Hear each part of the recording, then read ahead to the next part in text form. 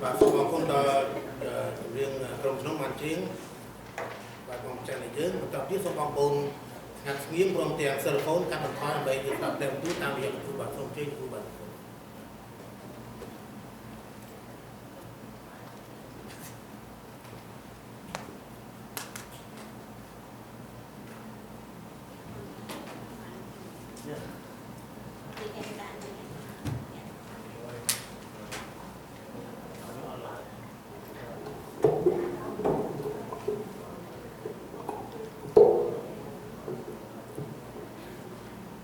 សូមជម្រាបសួរដល់លោកអ្នកបងប្អូនទាំងអស់ជាទីស្រឡាញ់ក្នុងប្រគុណព្រះអង្គម្ចាស់អរគុណព្រះអង្គណាស់នៅថ្ងៃនេះដែលព្រះអង្គប្រទានឲ្យយើងមានអភ័យឯកសិទ្ធិចូលមកចំពោះព្រះអង្គដោយការស្ដាប់ព្រះបន្ទូលរបស់ព្រះអង្គជាមួយគ្នាសូមឲ្យអស់លោកអ្នកបងប្អូនបានយកព្រះគម្ពីរមកហើយសូមឲ្យបើកទៅជាមួយខ្ញុំនៅក្នុងគម្ពីរសុភាសិតនៅថ្ងៃមុនយើងបានពិចារណាព្រះបន្ទូលរបស់ព្រះអង្គជាមួយគ្នានៅក្នុងគម្ពីរសុភាសិតជំពូក29ខ1ប៉ុន្តែនៅថ្ងៃនេះយើងនឹងពិចារណាព្រះបន្ទូលរបស់ព្រះអង្គជាមួយគ្នានៅក្នុងសុភាសិតជំពូក29ខ2បងប្អូនមើលទៅឃើញតែមួយខទេមែនទេបងប្អូនខ្ញុំអានឲ្យបងប្អូនស្ដាប់សូមឲ្យបងប្អូនបានទៀងស្ដាប់ជាមួយខ្ញុំនៅក្នុងសុភាសិតចំពោះ29ខ2កាលណាមនុស្សសុចរិតមានអំណាចឡើងនោះជួនទាំងឡាយរមែងមានចិត្តរីករាយតែកាលណាមនុស្សអាក្រក់គ្រប់គ្រងវិញនោះបណ្ដាជួនស្រែកធ្ងោឡើងនៅថ្ងៃនេះខ្ញុំដំយកព្រះបន្ទូលរបស់ព្រះអង្គមកដែលមានប្រធានបទថាវិបត្តិភាពជាអ្នកដឹកនាំនៅក្នុងប្រទេសជាតិបងប្អូនភាពជាអ្នកដឹកនាំគឺសំខាន់ណាស់ទោះជាអ្នកនោះជាអ្នកដឹកនាំប្រទេសឬក៏អ្នកដឹកនាំតាមសហគមន៍ក្នុងសហគមន៍ក៏ដោយគឺមានសារៈសំខាន់ហើយពួកជំនុំត្រូវចូលរួមក្នុងការជ្រើសរើសពួកអ្នកដឹកនាំប្រទេសជាតិដែរបងប្អូននឹកចាំទេព្រះយេស៊ូវទ្រង់មានបន្ទូលប្រាប់ឲ្យយើងបានដឹងថាគេឲ្យថ្វាយរបស់សេសាទៅសេសាឯរបស់ព្រះឲ្យថ្វាយទៅព្រះវិញដូច្នេះមានន័យថាក្រុមជំនុំត្រូវរួមចំណែកក្នុងការជ្រើសរើសអ្នកដឹកនាំដែរមិនមែនប្រងើយកន្តើយទេមែនទេបងប្អូនដឹងប្រហែលអាទិត្យកន្លងមកមានការបោះឆ្នោតនៅសហរដ្ឋអាមេរិកនេះមែនទេមាននៅក្នុងរដ្ឋកាលីហ្វ័រញ៉ាដែរដើម្បីនឹងជ្រើសរើសបេក្ខជនសម្រាប់ធ្វើឈ្មោះដើម្បីនឹងបោះឆ្នោតនៅខែ11មែនទេដូច្នេះយើងដែលជាអ្នកជឿព្រះអង្គយើងត្រូវតែចូលរួមថាក្នុងការនេះបងប្អូនពីព្រោះបងប្អូនមើលនៅក្នុងព្រះបន្ទូលព្រះអង្គប្រាប់ឲ្យយើងដឹងហើយថាកាលណាមនុស្សសុចរិតមានអំណាចឡើងនោះបណ្ដាជួនរមែងមានចិត្ត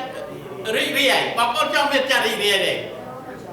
ចូលរួមក្នុងការបោះឆ្នោតបើតែជ្រើសរើសអ្នកដឹកនាំ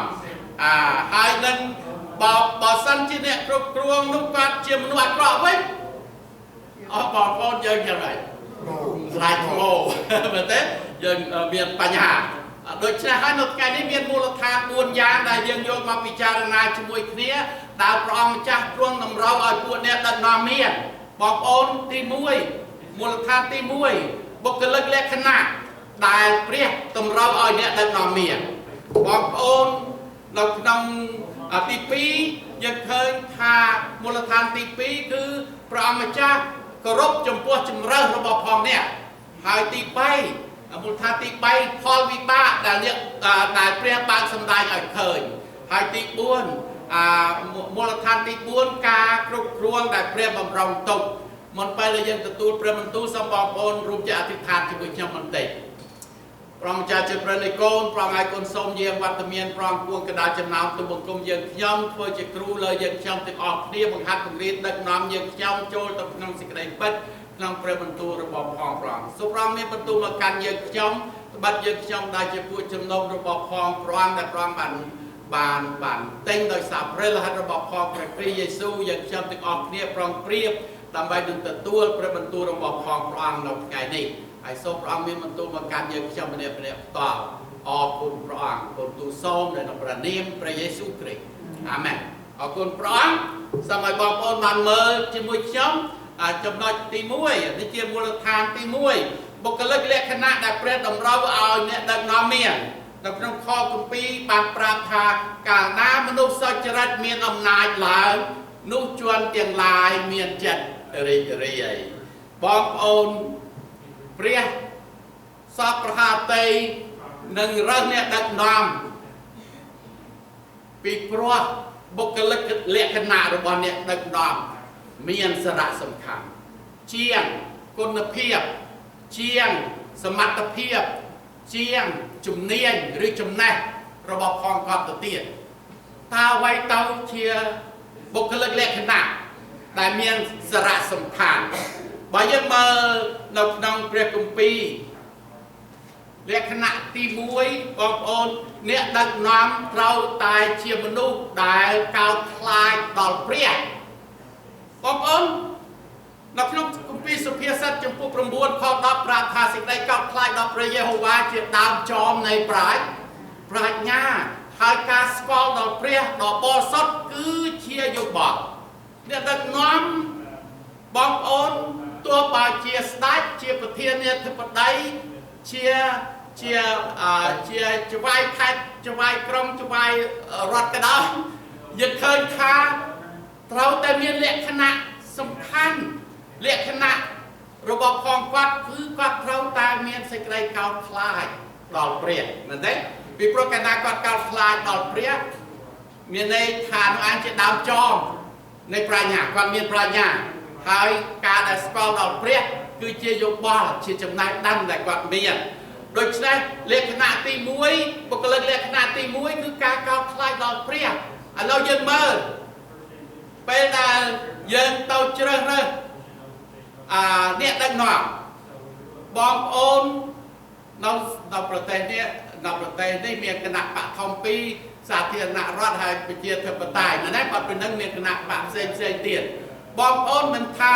សាធារណរដ្ឋឬប្រជាធិបតេយ្យទេយើងមើល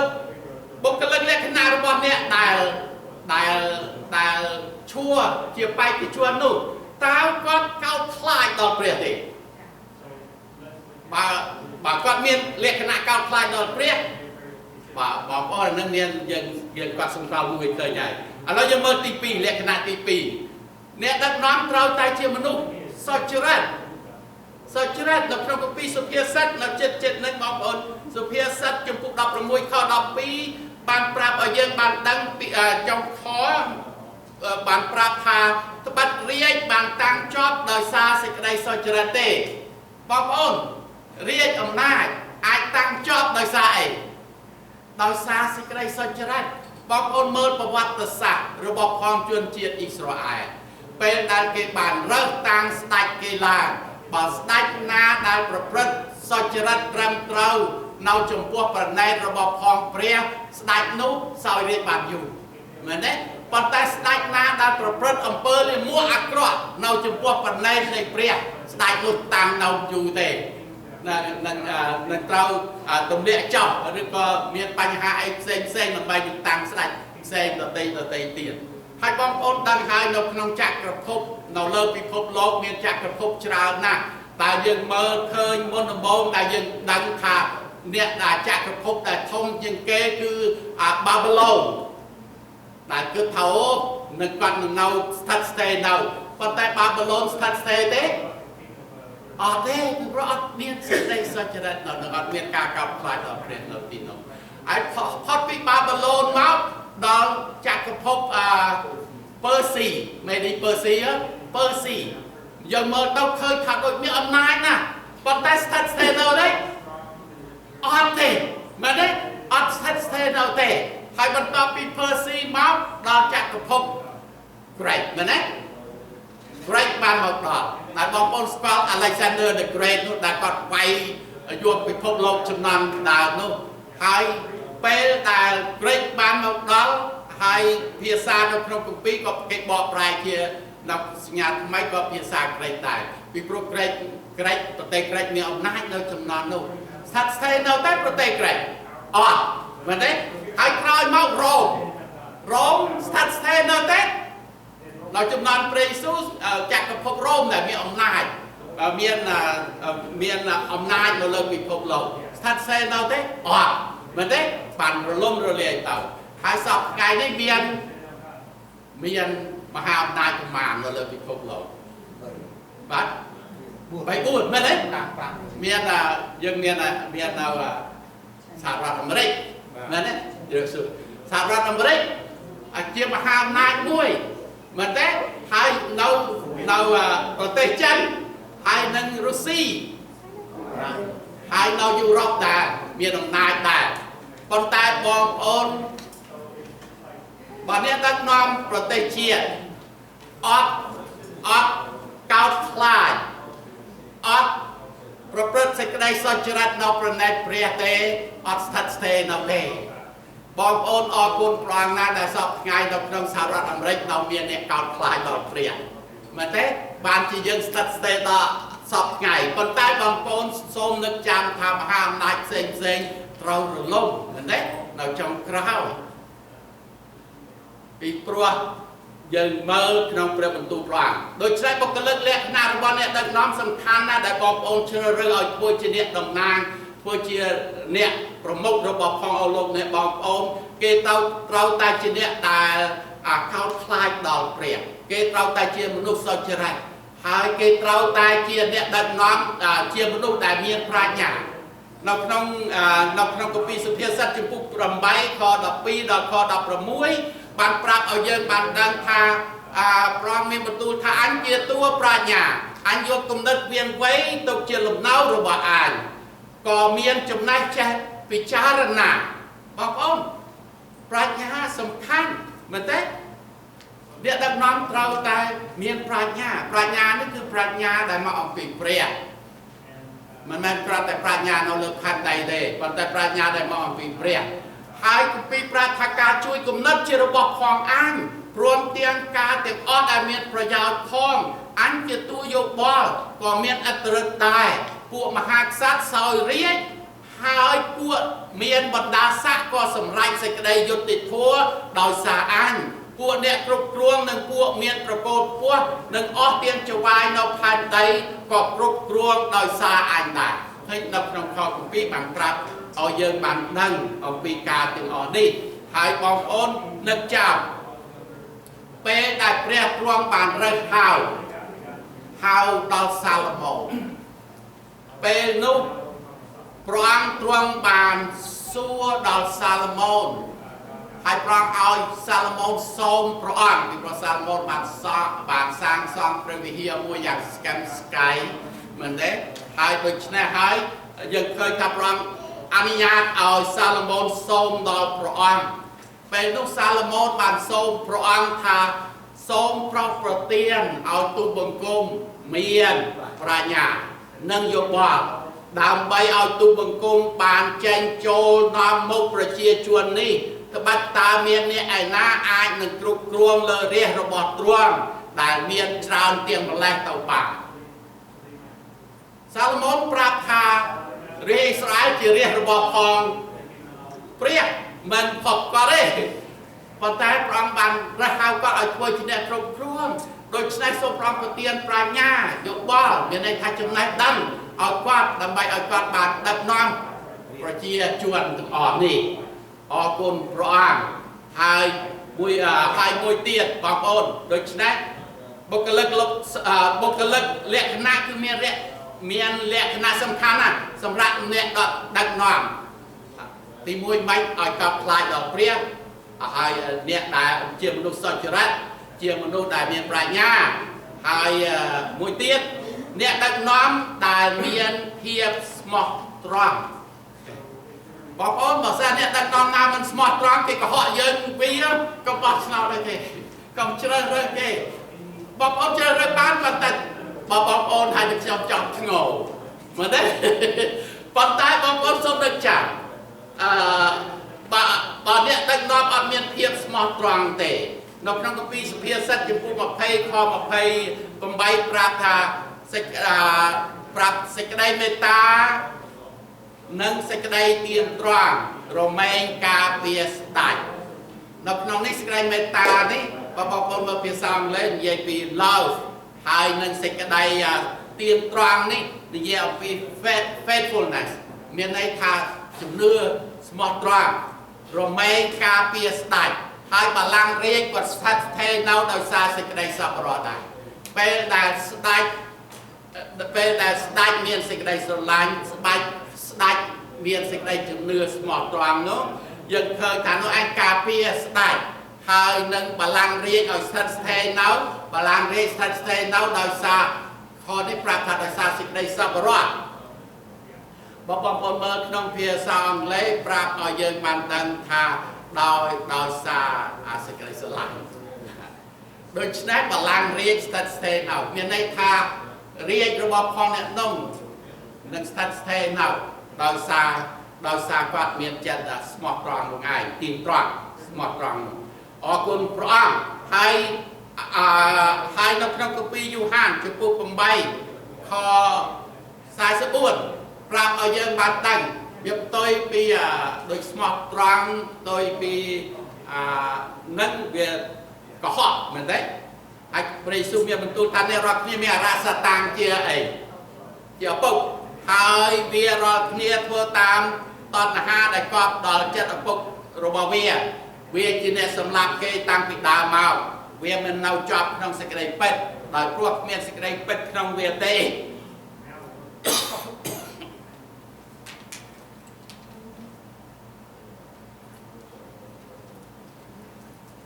កាលណាវាពោលពាក្យពុតគួរនោះដោះចាញ់ពីចិត្តវាមកបាត់វាជាអ្នកកំពូតហើយជាឪពុកនៃសេចក្តីក្បែរបងប្អូនអ្នកដឹកនាំដែលអត់មានសេចក្តីពិតអត់មានសេចក្តីទៀងត្រង់គាត់នឹងពុតគួរមែនទេគាត់នឹងនិយាយពុតគួរពីព្រោះវាចាញ់ពីក្នុងចិត្តមកហើយព្រះយេស៊ូវមានបន្ទូលថាឪពុករបស់ផងសេចក្តីពុតគួរគឺជាអរសាតាដូច្នេះហើយបានជាយើងត្រូវប្រយ័ត្នក្នុងការជ្រើសរើសដែរជ្រើសរើសអ្នកដឹកនាំបងប្អូនកុំអ្នកដឹកនាំដែលមានភាពស្មោះត្រង់គ្មានការរើសអើងចំពោះអ្នកណាមែនទេអត់មានការប្រកាន់ពូជសាសន៍អីទេអត់មានការរើសអើងហើយមានសិលធម៌គម្ពីរប្រាប់ឲ្យយើងបានដឹងថាមានសិលធម៌ខាងផ្លូវភេទអត់ជាប់គ្រឿងញៀនអត់ជាប់គ្រឿងស្រវឹងបងប្អូននៅក្នុងខ7សុភាសិតចំពុក31ខ1ដល់ខ5ម្ដាយរបស់ផងស្ដេចបានទូតមានដល់ស្ដេចថាកុំឲ្យបងកម្លាំងឯងប្រគល់ដល់ពួកស្រីមែនទេមានន័យថាកុំឲ្យគាត់យកប្រពន្ធមិនច្រើនមែនទេច្រើនសាឡូមោនមានបញ្ហាដោយព្រោះអីវ៉ាន់ច្រើនតែនេះនាំក៏ឲ្យវែងអត់វែងចាញ់ពីព្រះទៀតហើយអ្វីទៀតនៅខបន្តមកមិនគួរឲ្យពួកស្ដេចបានសោយស្រាលទំពាំងបាយជូរបងប្អូនស្ដេចគួរផឹកស្រាទេពេលដែលធ្វើជាស្ដេចធ្វើជាអ្នកដឹកនាំមិនគួរផឹកស្រាទេហេតុអ្វីមិនគ្រាន់តែស្ដេចទេប្រាប់ថាមិនគួរសោះឡើយក៏មិនគួរឲ្យអ្នកដែលជាកម្ពូលប្រាថ្នាគ្រឿងស្រវឹងដែរអានេះអ្នកជាកម្ពូលគឺអ្នកដឹកនាំ ruler អ្នកដឹកនាំនោះមិនគួរប្រាថ្នាចង់បានគ្រឿងស្រវឹងមិនប្រាថ្នាចង់បានផឹកបៀនៅក្នុងខនេះប្រាប់ not for the ruler to crave beer មានតែក៏ឲ្យផឹកបងប្អូនកុំឲ្យឃើញថាស្រាបៀវាមិនមានកម្លាំងខ្លាំងដាក់តែពី3កំប៉ុងវាអាចវែងដែរដូចស្រាដូច្នេះបាទយើងមើលមូលហេតុ នៅក្នុងខកពីប្រាប់ថាក្រែងផឹកទៅនោះផ្លេចបញ្ញត្តិច្បាប់ហើយបង្វែរសេចក្តីយុត្តិធម៌ពីមនុស្សដែលកើតទុកវេទនាចេញពីព្រោះកាលណាផឹកទៅវាផ្លេចវាបង្វែរអាចកាត់ក្តីគេដោយអត់អាយុទេតែធัวដោយសារគ្រឿងស្រវឹងហើយយើងដឹងហើយថាសប្តាហ៍ថ្ងៃនេះកាលណាអ្នកដឹកនាំស្រុកទេសមួយគេច្រើនតែប្រើផឹកស្រាមែនទេហើយស្រាសតាល្អផ្សេងទិញស្រាល្អមែនទេអាស្រាល្មមគេផឹកទេប៉ុន្តែបងប្អូនខុសហើយព្រះគម្ពីរប្រាប់ថាមិនគួរឲ្យអ្នកដឹកនាំផឹកស្រាទេហើយគម្ពីរបងប្អូនធ្លាប់មើលបងប្អូនដឹងថាបើសិនអ្នកដឹកនាំអស់លោកអ្នកបងប្អូនងើបព្រឹកឡើងហើយជប់លៀងណាយ៉ាងធំនោះហើយបរិភោគតាំងពីព្រលឹមនោះវ៉ាយពីព្រមមិនគ្រាន់តែបរិភោគឲ្យមានតែកម្លាំងទេប៉ុន្តែបរិភោគដល់សវណ្ណអានឹងវ៉ាយមែនទេបរិភោគតាំងពីព្រលឹមដូច្នេះអ្នកដឹកនាំដែលចូលចិត្តរឿងអញ្ចឹងបងប្អូនគួរជៀសវាងដែរនេះបុគ្គលិកលក្ខណៈដែលព្រះអង្គជ្រើសរើសហើយនៅក្នុងសុភាសិតជំពូក31ខ9ខ8ដល់ខ9ប្រាប់ថាចូលបើកមាត់និយាយជំនួសមនុស្សគួរក្នុងរឿងក្តីរបស់អ្នកដែលអត់មានអ្នកណាជួយបងប្អូនមើលដល់ទីនេះភាសាអង់គ្លេសប្រាប់ថា speak up for those who cannot speak for themselves មានន័យថាឲ្យយើងបើកមាត់ជំនួសមនុស្សគួរជំនួសមនុស្សដែលមិនអាចនិយាយខ្លួនឯងបានតើមនុស្សយ៉ាងណាទៅដែលមិនអាចនិយាយខ្លួនឯងបានបងប្អូនមនុស្សដែលមិនអាចនិយាយសម្រាប់ខ្លួនឯងបានគឺត្រូវឲ្យយើងការពារក្តីឲ្យអ្នកនោះបងប្អូនគឺជាមនុស្សអ្នកខ្សោយហើយមិនមែនគ្រាន់តែមនុស្សដែលខ្សោយបងប្អូនមួយទៀតដែលបងប្អូនហើយខ្ញុំត្រូវការពារក្តីឲ្យទារកពីព្រោះទារកដែលនៅក្នុងផ្ទៃអត់អាចនឹងនិយាយបានទេមែនទេប៉ុន្តែយើងត្រូវនិយាយជំនួសយើងត្រូវការពារទារកពីព្រោះព្រះអង្គមិនឲ្យសម្លាប់មនុស្សមែនទេការពន្លូតកូនគឺជាអំពើបាបតែព្រះអង្គមិនសពថាទេសម្ដេចសង្ឃជួនណាតនៅក្នុងវចនានុក្រមខ្មែរប្រាប់ថាការពន្លូតកូនគឺជាការធ្វើខុសច្បាប់ប៉ុន្តែសពថ្ងៃនៅសហរដ្ឋអាមេរិកមិនមែនខុសច្បាប់ទេការពន្លូតកូនជាការដែលធ្វើអីត្រូវតាមច្បាប់មិនទេ illegal មែនទេត្រូវតាមច្បាប់ប៉ុន្តែច្បាប់ប្រទេសជាតិមែនប៉ុន្តែច្បាប់ព្រះនៅតែខុសមែនទេពីព្រោះព្រះអង្គហាមមិនឲ្យសម្លាប់មនុស្សដូច្នេះយើងត្រូវតែការពារខ្មែរការពារទារកបងប្អូនពីព្រោះទារកអត់អាចនឹងតវ៉ាខ្លួនឯងបានទេឲ្យយើងបានការពារដល់គេដែរជីវិតរបស់ផងទារកដែរនេះហើយនឹងអ្នកដែលខ្សោយអ្នកដែល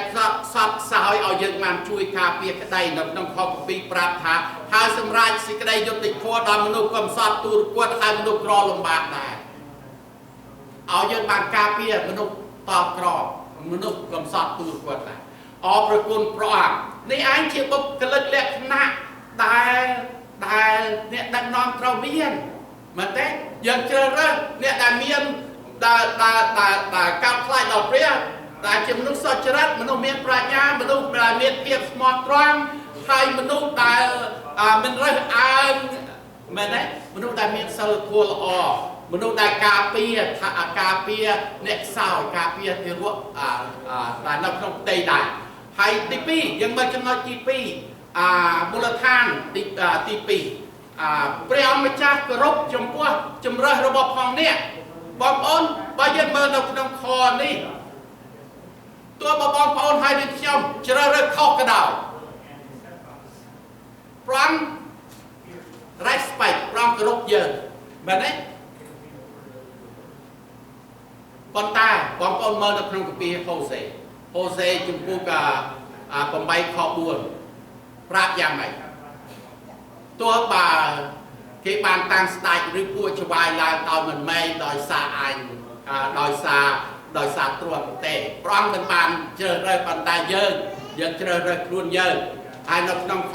7បានប្រាប់ឲ្យយើងបានដឹងថាគេបានតាំងស្ដេចឡើងតែមិនមែនដោយសារអញគឺបានតាំងច្បាយឡើងតែអញមិនបានដឹងឡើយគេយកប្រាក់និងមាសរបស់អញធ្វើរូបព្រះជាការនាំឲ្យគេត្រូវកាត់ចែកបងប្អូនមើលនៅក្នុងខនេះពួកអ៊ីស្រាអែលនៅចំនួនហូសេគេបានបែកចេញពីព្រះគេទៅតាមព្រះបាលព្រះផ្សេងដែលនៅជុំវិញគេហើយពេលនោះឯងគេបានតាំងស្ដេចឡើងក៏មិនមែនសួរយោបល់ពីព្រះដែរមានន័យថាគេតាំងអត់បានអនុញ្ញាតមកអំពីព្រះគេតាំងដោយខ្លួនគេតាំងច្បាយឡើងដែលព្រះអង្គក៏មិនដឹងដែរដោយព្រោះយើងឃើញថាព្រះមិនបានយល់ព្រមតាមគេប៉ុន្តែគេបានតាំងឡើងសម្រាប់ខ្លួនគេហើយមិនតែប៉ុណ្ណោះនៅក្នុងគម្ពីរប្រាប់ថាគេយកមាសហើយនឹងប្រាក់របស់ផងប្រងដែលប្រងឲ្យដល់គេប្រងប្រទានពរដល់ស្រុកទេគេយកទៅធ្វើរូបព្រះដែលនាំឲ្យអីនាំឲ្យប្រងកាត់គេចេញពីស្រុកអញ្ចឹងហើយបានជាអ៊ីស្រាអែលនិរទេសទៅអាស៊ើរីដោយព្រោះគេបានប្រព្រឹត្តអំពើលាមកអាក្រក់នៅចំពោះប្រណេតនេះអ្វីទៀតយើងមើលនៅក្នុងគម្ពីរបានប្រាប់ឲ្យយើងបានដឹងថាអ៊ីស្រាអែលបានសុំឲ្យមានស្ដេចដើម្បីគ្រប់គ្រងលើត្រួតត្រាលើគេដូចជាសាសដទៃពេលនោះគេបានសូមសាមយូអែលឲ្យតាំងស្ដេចឡើងហើយសាមយូអែលអត់ពេញចិត្តតតែសោះហើយព្រះអង្គទ្រង់បានមានបន្ទូលទៅគេថាគេមិនមែនបដិសេធសាមយូអែលទេប៉ុន្តែគេបដិសេធព្រះអង្គមិនឲ្យព្រះអង្គធ្វើជាស្ដេចលើគេដើម្បីដឹកនាំគេដូច្នេះហើយបានជាព្រះអង្គប្រាប់ពីសន្តាននៃស្ដេចកាលណាឯងតាំងឲ្យមានស្ដេចឡើងមានច្បាយឡើងគេនឹងយកកូនប្រុសកូនស្រីឯងទៅធ្វើជាអ្នកបម្រើគេរត់មុខតែគេរត់មុខហើយធ្វើជាទាហានហើយគេនឹងយកកូនស្រីឯងស្អាតយកទៅដាំស្លធ្វើជាមីនំមនាងនៅកន្លែងមានស្ដេចថាប៉ុណ្្នឹងហើយនៅគេមិនព្រមស្ដាប់ទៀតហើយបានប្រាប់ព្រះអង្គបានប្រាប់ថាសន្តានស្ដេចគេកាលណាមានស្ដេចគេត្រូវតែហូតពន្ធពីអ្នកឯងមួយ10%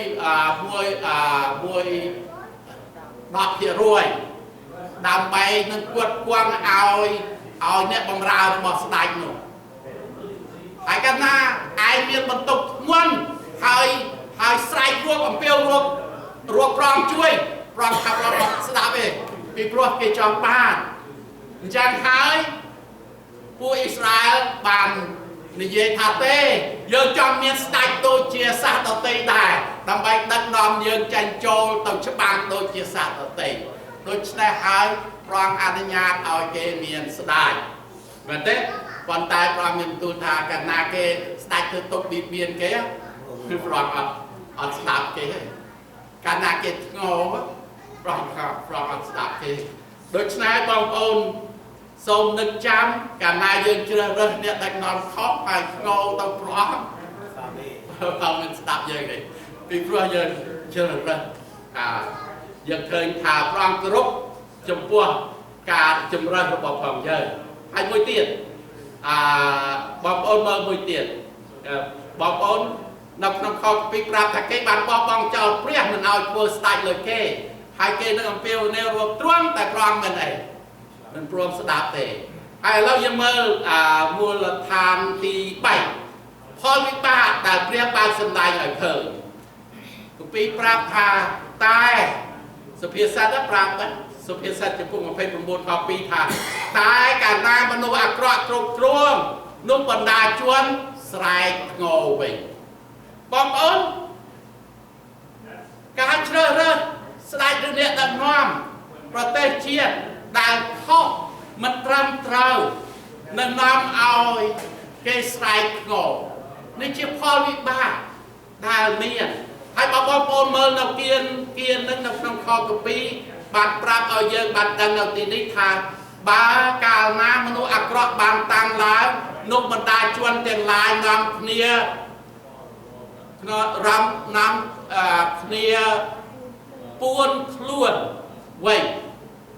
មនុស្សអាក្រក់ដែលគ្រប់គ្រងលើបណ្ដាជនតក្រ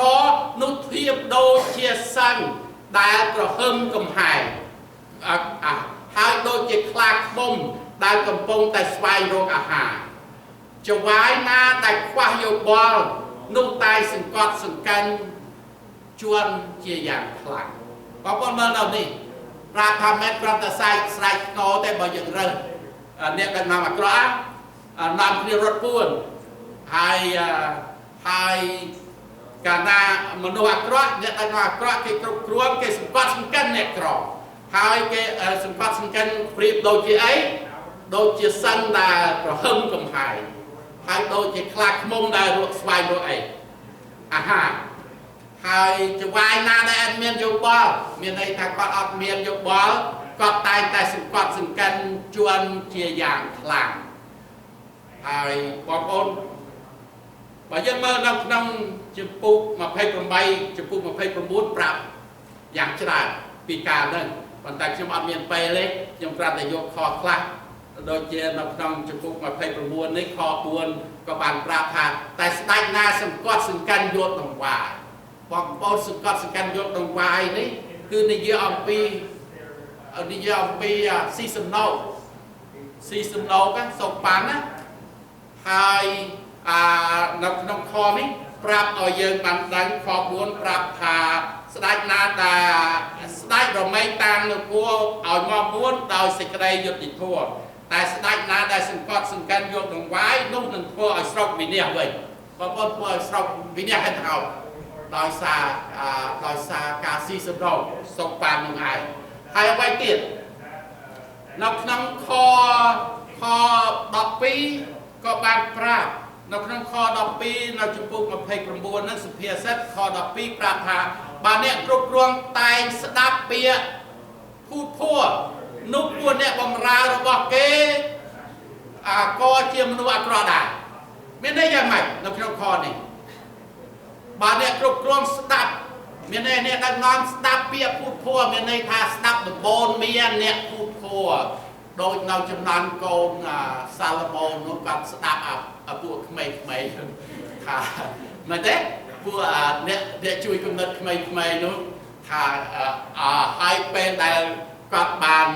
និយាយប្រាប់គេទៅហើយយើងឃើញថាធ្វើឲ្យបែកបាក់នគរជាពីរមែនទេហើយដូចគ្នាដែរបើសិនជាអ្នកដឹកនាំស្ដាប់ដំបូន្មានមនុស្សដែលភូតភ័រនៅក្នុងខនោះ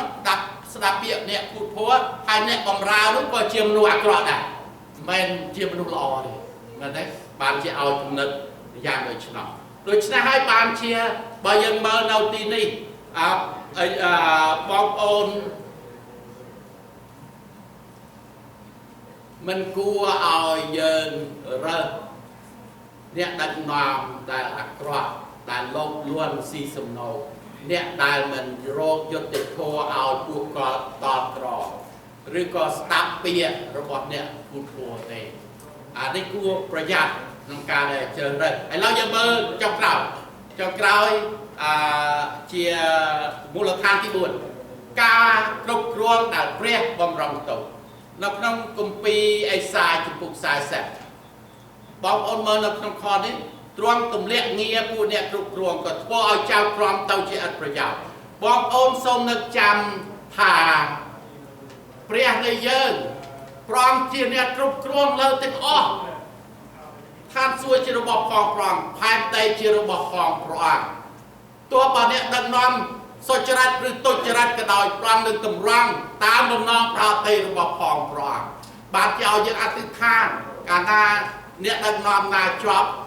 ទោះបើគាត់អាក្រក់ឬល្អក៏ដោយយើងត្រូវអធិដ្ឋានឲ្យគាត់ដើម្បីឲ្យព្រះអង្គបានតម្រង់ចិត្តគំនិតគាត់ទៅតាមបំណងប្រាថ្នារបស់ផងព្រះអង្គដូច្នេះហើយយើងមើលនៅក្នុងខនេះប្រាប់ថាទ្រាំទម្លាក់ងារពួក 4អ្នកគ្រប់គ្រងឲ្យសូនទៅក៏ធ្វើឲ្យចៅក្រមទៅជាអត្ថប្រយោជន៍ដែរយើងជាងទំនុកក្នុងការ17ឯដែលជំរាបបារីមែនទេតែគាត់ជ្រៀងពីព្រះដកអ្នកមួយហើយដាក់អ្នកមួយទម្លាក់អ្នកមួយហើយនឹងលើកអ្នកមួយឡើងហើយនៅក្នុងគម្ពីរទំនុកដំកើងនៅក្នុងគម្ពីរទំនុកដំកើងចំពុក47ខ7ដល់ខ8ត្បិតព្រះទ្រង់ជាមហាក្សត្រលើផែនដីទាំងមូលចូលសរសើរយ៉ាងពីរោះចុះព្រះទ្រង់គ្រប់គ្រងលើអស់ទាំងសត្វព្រះទ្រង់គង់លើបល្ល័ង្កបរិសុទ្ធនៃទ្រង់បងប្អូនព្រះដែលយើងជឿតាមព្រះអង្គជាមហាក្សត្រលើផែនដីទាំងដំមូលហើយព្រះអង្គទ្រង់គ្រប់គ្រងលើអស់ទាំងជាតិសាសន៍រួមទាំងស្រុកខ្មែរដែរប្រទេសខ្មែរដែរព្រះអង្គគ្រប់គ្រងលើគ្រប់ជាតិសាសន៍ហើយបល្ល័ង្កព្រះអង្គគង់លើបល្ល័ង្កបរិសុទ្ធរបស់ផងព្រះអង្គបងប្អូនព្រះទ្រង់គ្រប់គ្រង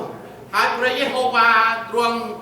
បងប្អូនមើលនៅក្នុងទំនុកដំកើងចំពុក29ខ10ថាព្រះយេហូវ៉ាបានគង់នៅវេលាទឹកជំនន់ពេលដែលទឹកជន់ចំនួនណូអេព្រះអង្គក៏គង់នៅព្រះយេហូវ៉ាគង់នៅជាមហាក្សត្រនៅអស់កាលជានិច្ចបងប្អូនព្រះរបស់យើងព្រះអង្គគង់ជាមហាក្សត្រនៅអស់កាលជានិច្ចពីមុននៅរហូតដល់សពថ្ងៃនេះហើយអរគុណទ្រង់ហើយយើងមើលនៅក្នុងគម្ពីរមួយទៀតបានប្រាប់ឲ្យយើងបានដឹងនៅទំនុកដំកើងចំពុក33ខ10ដល់ខ12ប្រាប់ថាព្រះយេហូវ៉ាទ្រង់ធ្វើឲ្យសេចក្តីប្រឹក្សានៃអស់ទាំងនគរបានផ្លោះការទ្រង់ធ្វើឲ្យគំនិតនៃជនទាំងឡាយបានទៅជាឥតការឯដំបូន្មានរបស់ព្រះយេហូវ៉ាវិញនោះនៅចប់ជានិច្ចហើយព្រះតម្រេះក្នុងប្រហាតីទ្រង់ក៏នៅជាដរាបដល់អស់ទាំងដំណរតទៅមានគួរហើយនគរណាដែលយកព្រះយេហូវ៉ាទុកជាព្រះរបស់ខ្លួនគឺជាសាសដែលទ្រង់បានរើសទុកជាមរតកទ្រង់អរគុណព្រះបងប្អូនមើលនៅក្នុងខគម្ពីរនេះបានប្រាប់ឲ្យយើងបានដឹងថាព្រះអង្គគង់នៅព្រះអង្គសោយរាជ្យនៅអស់កាលជានិច្ចហើយដំបូន្មានរបស់ផងព្រះអង្គចប់នៅបងប្អូនយើងឮព្រះបន្ទូលដែលយើងត្រូវរជ្ជរើសរើសបុគ្គលិកលក្ខណៈមិនអ្នកដឹកនាំយ៉ាងណាអ្វីដែលព្រះអង្គប្រាប់វាចប់នៅមែនទេស្ថិតស្ថេរនៅហើយគម្ពីរបានប្រាប់ឲ្យយើងបានដឹងថានគរណាដែលយកព្រះយេហូវ៉ាទុកជាព្រះរបស់ខ្លួនគឺជាសាសដែលទ្រង់រើសទុកជាមរតករបស់ទ្រង់មានន័យថានគរនោះមានពូដែលជ្រើសរើសព្រះជាព្រះរបស់ផងខ្លួនសង្ឃឹមថាប្រទេសខ្មែរយើងជ្រើសរើសព្រះជាព្រះរបស់ផងខ្លួនមែនទេហើយនៅខាងអាស៊ីទាំងមូលដែលប្រទេសដែលនៅទីនោះជ្រើសរើសយកព្រះយេស៊ូវជាព្រះរបស់ផងខ្លួនដើម្បីឲ្យព្រះបានប្រទានពរដល់ប្រទេសជាតិនោះដែរដល់អ្នកដឹកនាំដែលនៅទីនោះដែរហើយអរគុណព្រះណាអរគុណទ្រង់ហើយនៅក្នុងគម្ពីរប្រាប់ឲ្យយើងបានដឹងថាព្រះទ្រង់មានផែនការសម្រាប់ផែនដីទាំងមូលបងប្អូនដឹងហើយថារាជនគរទាំងឡាយនឹងត្រូវរលំហើយចុងក្រោយរាជព្រះគ្រីស្ទនឹងអីនឹងត្រឡប់ជាធំរាជព្រះអង្គនឹងពាក់ពេញលើផែនដីទាំងនោះដោយដានញ៉ែលបានមើលឃើញព្រះបានបើកសំដែងមានថ្មមួយដែលមានដៃមនុស្សណាដាប់ហើយបានលមៀលមកបុកជើងនោះជើងនេះហើយបានរូបដែលគាត់ឃើញផ្តិចផ្ទីហើយថ្មនោះត្រឡប់ជាធំនិយាយអំពីព្រះគ្រីស្ទដែលព្រះអង្គរាជព្រះអង្គលើពិភពលោកគ្រប់គ្រងលើគ្រប់ទាំងអស់បងប្អូនគម្ពីរបានប្រាប់ឲ្យយើងបានដឹងនៅក្នុងព្រះគម្ពីរបានប្រាប់ឲ្យយើងបានដឹងថាប្រតិនៃស្ដេចនៅក្នុងប្រហោះនៃព្រះដូចជាផ្លូវទឹកដូចជាផ្លូវនៃទឹកហូរទាំងឡាយបងប្អូនស្ដេចចិត្តស្ដេចនៅក្នុងប្រហោះព្រះហើយដូចជាផ្លូវទឹកទាំងឡាយព្រះអង្គចង់ឲ្យបែរហូរទៅតាមណាក៏តាមប្រហាតីព្រះអង្គមែនទេព្រះអង្គអាចធ្វើឲ្យទៅយ៉ាងម៉េចក៏បានដែរពីព្រោះព្រះនៃយើងព្រះអង្គមានអំណាចព្រះអង្គគ្រប់គ្រងលើទាំងអស់ប អរព្រគុណព្រះអង្គដូច្នេះហើយបានជាបងប្អូនយើងដឹងថាព្រះទ្រង់គ្រប់គ្រងលើអស់ទាំងជាតិសាសន៍មែនទេទោះបើអ្នកជ្រើសរើសមនុស្សណាឲ្យធ្វើជាអ្នកដឹកនាំក៏ដោយយើងប្រងនៅតែជាអ្នកគ្រប់គ្រងលើអស់ទាំងជាតិសាសន៍ដូច្នេះហើយយើងត្រូវតែបង្រៀនកូនរបស់ផងយើងឲ្យជ្រើសរើសអ្នកដឹកនាំដែលត្រឹមត្រូវដើម្បីឲ្យគេបានមានចិត្តរីករាយបងប្អូនយើងធ្លាប់នៅស្រុកខ្មែរយើងជ្រើសរើសអ្នកដឹកនាំខុសចម្រាំខ្មែរក្រហមបាទខុសដល់ពេលចម្រាំខ្មែរក្រហមនោះគេគិតថាចម្រាំខ្មែរក្រហមនឹងបានប្រសើរឡើងប៉ុន្តែបងប្អូនយើងស្ទើរតែនេះឯងស្លាប់ច្រើនដងមានមនុស្សស្លាប់រាប់លានប៉ុន្តែអរគុណព្រះអង្គប្រោសទុកឲ្យយើងមានជីវិតរស់នៅខ្លះមែនទេបងចឹងអស់ហើយនោះជាអ្នកដែលយើងជ្រើសរើសខ្មែរជ្រើសរើសហើយជ្រើសរើសខុសហើយត្រូវវេទនាយ៉ាងខ្លាំងមែនទេអញ្ចឹងហើយបានជាឲ្យយើងបង្រៀនកូនយើងឲ្យជ្រើសរើសអ្នកដឹកនាំដែលត្រឹមត្រូវដែលមានលក្ខណៈល្អដែលដើម្បីឲ្យគេមានចិត្តរីករាយហើយយើងត្រូវតែរៀបចំសម្រាប់ដំណើរព្រះយេស៊ូវគ្រីស្ទជាអធិបតីលើអស់ទាំងស្ដេចដែលទ្រាំនឹងយាងមកវិញដើម្បីនឹងសោយរាជដែរអរព្រគុណព្រះអង្គហើយរាជរបស់ផងព្រះគ្រីស្ទជារាជនៃសន្តិភាពមែនទេនឹងមានសន្តិភាពពីពេញលើដល់ផែនដីទាំងមូលហើយអរគុណព្រះអង្គសម្រាប់ម្ចាស់ប្រទានប្រពោះហើយសូមអរគុណអធិដ្ឋានជាមួយខ្ញុំបន្តិចព្រះម្ចាស់ជាព្រះនៃកូនព្រះអង្គឲ្យគុណអរគុណព្រះអង្គអរគុណព្រះអង្គដល់ព្រះបន្ទូលដែលជួយទូលបង្គំយើងខ្ញុំដើម្បីឲ្យយើងខ្ញុំបានចែកជ្រើសរើសអ្នកដឹកនាំសម្រាប់ប្រទេសជាតិរបស់ផងយើងខ្ញុំដែរទោះបើនៅក្នុងសហរដ្ឋអាមេរិកនេះទោះបើនៅទីកន្លែងផ្សេងក៏ដោយឲ្យកូនរបស់ផងព្រះអង្គមានប្រាជ្ញាដែលមកអំពីព្រះអង្គឲ្យយើងខ្ញុំបានជ្រើសរើសអ្នកដឹកនាំដែលកោតខ្លាចដល់ព្រះអ្នកដឹកនាំដែលជាមនុស្សសុចរិតជាមនុស្សដែលមានប្រាជ្ញាជាមនុស្សដែលមានភាពទៀងត្រង់ហើយជាមនុស្សដែលមិនរើសអើងអ្នកណាជាអ្នកដែលមានសិលធម៌ល្អហើយជាអ្នកដែលមិនជាប់គ្រឿងញៀនគ្រឿងស្រវឹងហើយនឹងជាអ្នកដែលការពារក្តីរបស់ផងទារកឬក៏អ្នកដែលខ្សោយហើយជាអ្នកដែល